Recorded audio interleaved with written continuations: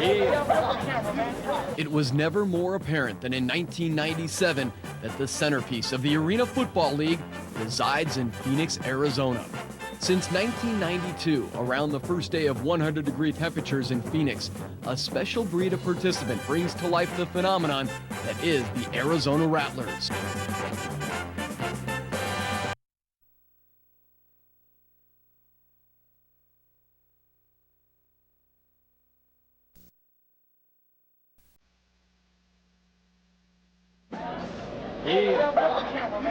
It was never more apparent than in 1997 that the centerpiece of the Arena Football League resides in Phoenix, Arizona.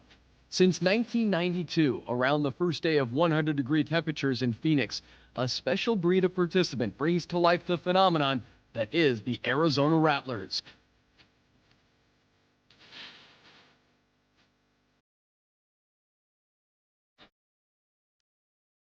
The 1997 season provided the crescendo for the Rattler experience. A world championship won at home before a house packed with true believers that led the league in attendance in a game the victors dominated in every aspect.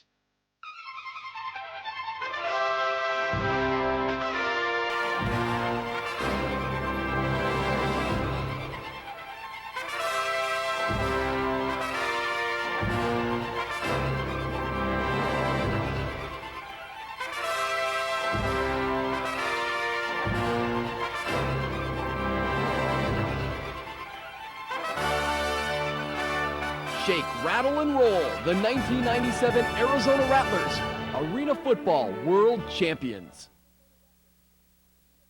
Rattler football was shaken to its core for the first time in 1997 when the team's heart and soul, fifth-year Ironman Hunky Cooper severely injured his foot in a lawnmower accident. But in what would become a theme for the 97 Rattlers, Cooper shook off the mutilated appendage and tackled every play with the intensity that has made him a deity in Rattlerdom.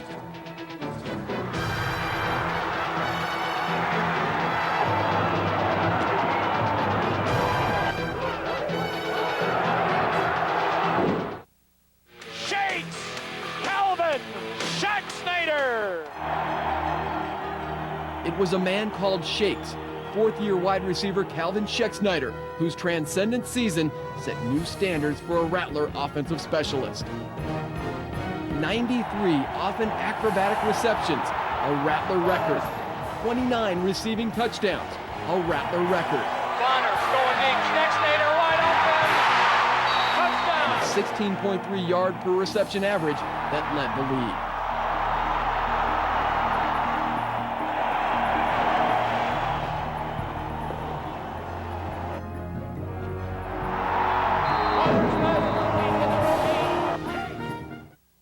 In the aerial barrage that is Arena Football, quality quarterbacking is championship ingredient number one. In Cedric Bonner, many thought Danny White's Rattlers had a quarterback they could not live without.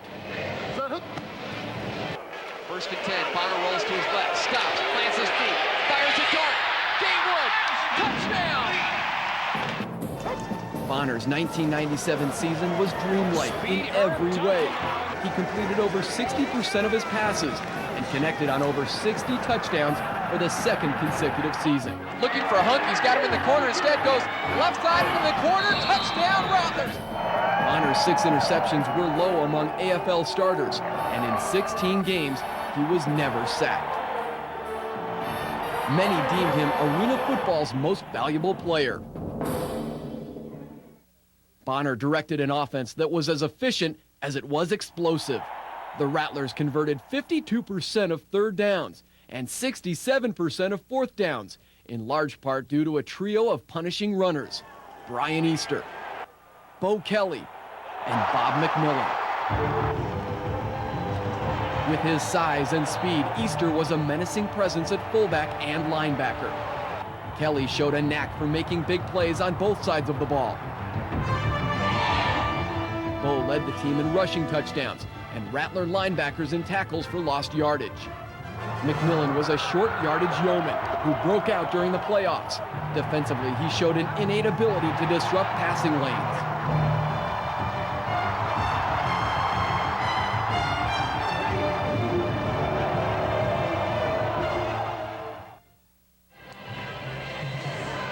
college teammate of Hunky Cooper's at UNLV, Randy Gatewood affirmed his role as one of Arena football's elite Ironmen in only his second season. At wide receiver, he was combination deep threat and over-the-middle warrior. As a defensive back, he was as much headhunter as ball hawker.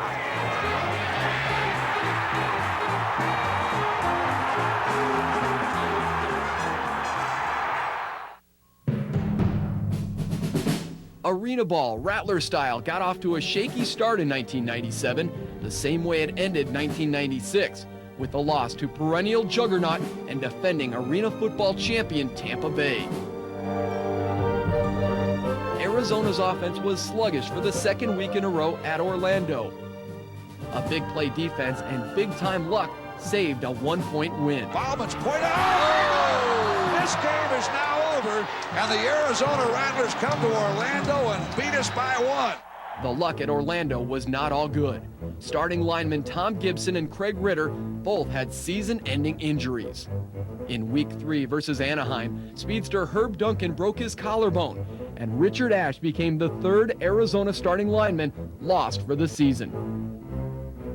Rattled by injury to an area that historically is Arizona's Achilles heel, line coach Kevin Thomas put together a record-setting group led by Joe Birch, Barry Voorhees, Mark Tucker, Tony Henderson, Top over the middle.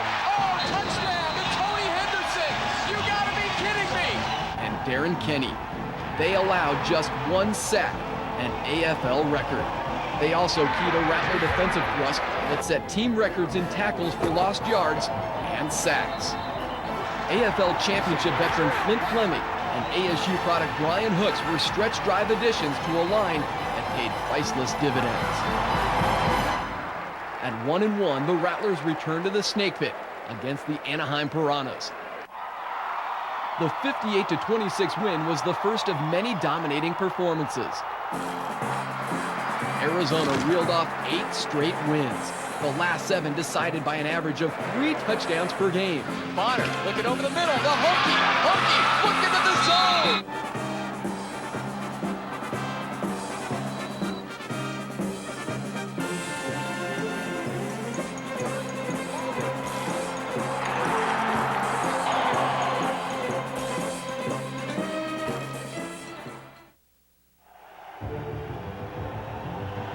Though it took 3 games for the Rattlers to rev up their offense, the defense was a dynamic force from day one. Defensive coordinator Doug Kay wanted to hear his defense play. He wanted colliders. His defense was a vicious unit that rattled opposing offenses and ball carriers into submission. Mike Perez fires it over the middle. Sean Parnell with a big pop. Defensive specialist Cedric Walker was Kay's leader by example. This unrelenting hitter obliterated the AFL record for tackles in a season with 108 and tied a Rattler record with 16 pass breakups. When the stakes got higher, Cedric Walker played better. The Rattlers were among the AFL's defensive leaders going into Week 10's meeting in Nashville. But quarterback Andy Kelly quickly fed the visiting defenders unsweetened humble pie. Kelly throws it to Hammond. Touchdown, Cats. While the Arizona offense turned sour. Intercepted. Mark Hicks. The listless first half shoved the Rattlers in a 35-7 hole. Arizona clawed to within 8 points twice in the last 70 seconds, but eventually had their win streak snapped at 8. It's loose. Oh, you're kidding me. Amidst the chaos of Nashville emerged one of the Rattlers' most vital championship cogs, cornerback Cecil Doggett.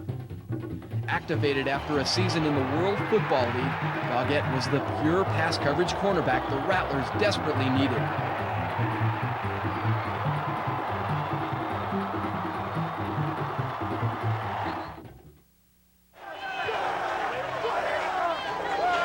Home field advantage throughout the playoffs was secured, and the Rattlers entertained 2-11 New York in the last regular season game.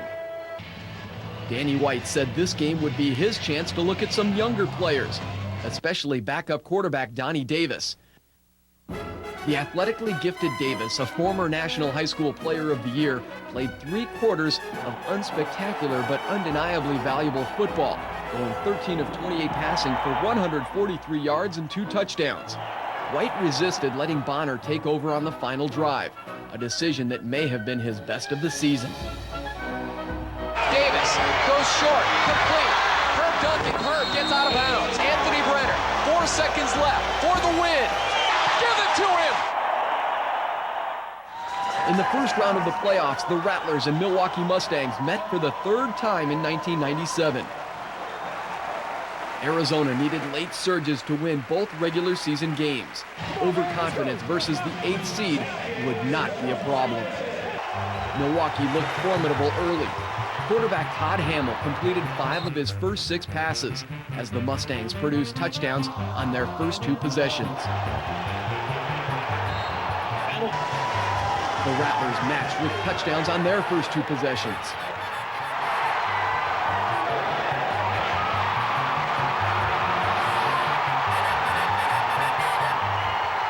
Then a game that looked to be a close battle became no match.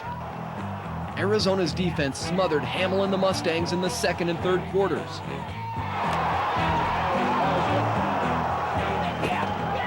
Schexnayder's 5th touchdown punctuated the Rattlers' offensive mastery and gave them an insurmountable 43-16 lead and momentum for the semifinals. Satisfying their hunger to host the Arena Bowl, the Rattlers had to digest what had been undigestible, the Tampa Bay Storm. Danny White had never beaten Tampa Bay coach Tim Markham in 8 tries. The Storm was coming off an impressive win at Nashville. Arizona was on a 5-game win streak, all the ingredients for an arena football epic.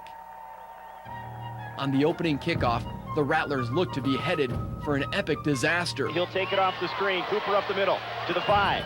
Sidesteps a man to the 10. He may have lost the football. It's loose on the 7-yard line. Tampa Bay pointing that they have it. Arizona's defense set the tone for the day. Nothing comes easy. It'll be 3rd and goal just outside the 1. Willis with a long count. He takes the snap. Pitch right. Bowden. He's stuffed in the backfield. The Storm settled for a field goal. When the Rattlers offense finally got the ball, their signature combination made its presence felt early. But special teams play continued to torment Arizona. He's at the 20. Beats Brenner. He's going to go the distance to the 10, to the 5, and a touchdown for Wayne Walker. On the ensuing drive, the Rattlers turned to their punishing ground game. McMillan, Easter, and Kelly averaged 5 yards per carry on the day. Bonner's lone rushing attempt gained 1 critical yard. With the Rattlers leading 21-16, both teams' defenses tightened to end the first half. Arizona couldn't convert Sean Parnell's interception, but grabbed the halftime momentum when they held the Storm to only a field goal as time expired.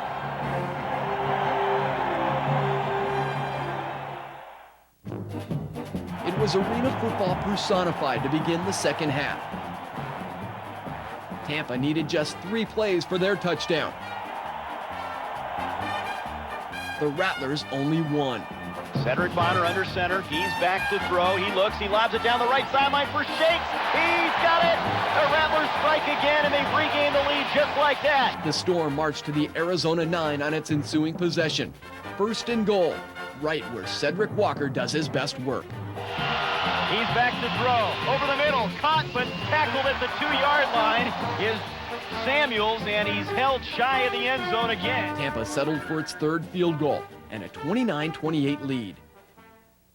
With 4:40 left in the 3rd quarter, Schexnayder caught his 3rd touchdown pass. The Storm answered in 1 play, and the score was tied at 36 after 3 quarters.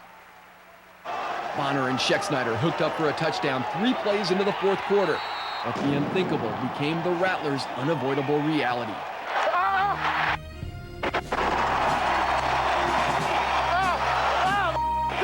Bonner's leg was broken, and his 1997 season was over. The Rattlers' 7-point lead was tenuous at best. The Storm tied the score at 43, and then, for better or for worse, the Rattler offense was in the young hands of rookie quarterback Donnie Davis. First down for Davis and company at the 24. He's in trouble. He's being pressured, and he's going to be sacked all the way back at the 9-yard line. Anthony Brenner, one of Arena football's most accurate kickers, was wide right from 40 yards with 6:23 remaining. With a tie score and the Rattlers reeling, Peter Tom Willis and Lawrence Samuels got the Storm to the Arizona 12. A penalty forced another 1st and goal and produced another rookie hero. Fires it for the end zone. It's intercepted by Sean Parnell. He comes out of there to 5. Still tied at 43, the Rattlers took over with 2:04 left and rammed the ball down to the Tampa 10. Brenner had missed only once inside 30 yards this season, but it was trouble with the spot, which essentially blocked the kick. Both teams would get a possession in overtime. Arizona won the coin toss and chose to defend. The Storm drove haltingly to the Rattler 14. On 3rd and 2, Brian Hooks became the Rattlers' newest rookie hero. Still looking. He's hit, he throws it, and it's incomplete. Great pressure up the middle. It'll be 4th down. Tampa settled for its 4th field goal and left the Rattlers with a clear mission. A touchdown wins it. Though the field is only 50 yards long, field possession remains key. Cooper's 36-yard return gave Arizona the ball at the Tampa 20.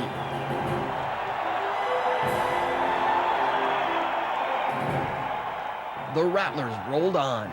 Back to throw, has time, looks, throws over the middle. Day one, he's got it! Touchdown, Arizona! Here comes the Arena Bowl! Next Monday, the Rattlers win it! 13-yard strike, they win it! 49. Arena Bowl 11 would be in Phoenix.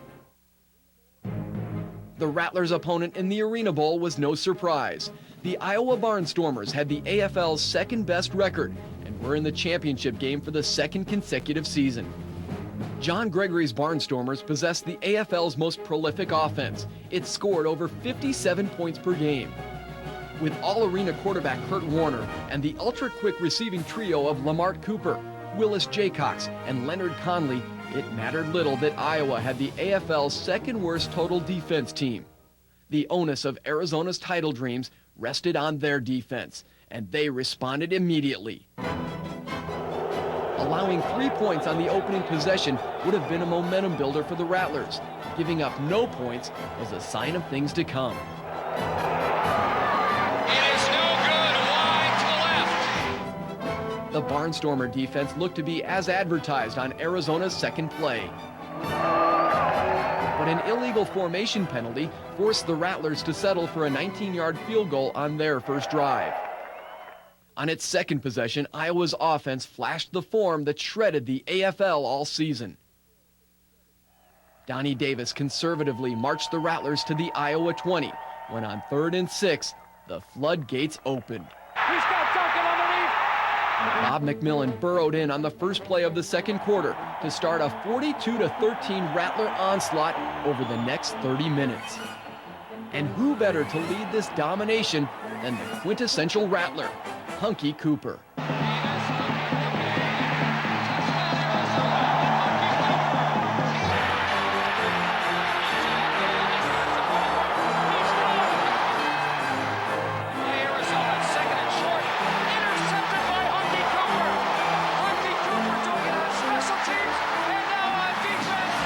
As the Rattlers rolled, the vaunted Barnstormer scoring machine was spindled and mutilated, producing just 2 field goals and a late 3rd quarter touchdown.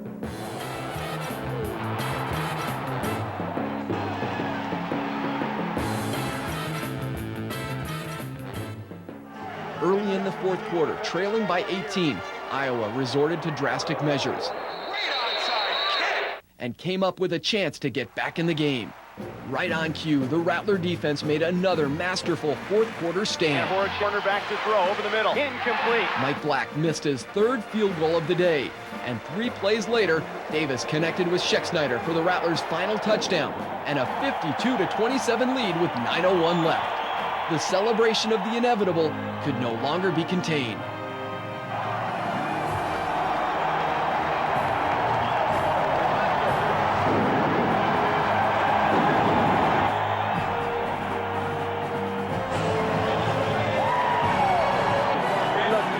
Johnny Davis threw 3 TD passes, ran for another, and played virtually mistake-free football to capture Arena Bowl 11's MVP honors. For the kind of total performance that inspired the name Iron Man, Hunky Cooper was named Arena Bowl 11's Iron Man of the Game. Danny White would say many times that it was an unusually special group that captured the Rattlers' second Arena Football World Championship. A team with uncommon character. A team with unrelenting work ethic. A team whose family aura created an indomitable strength.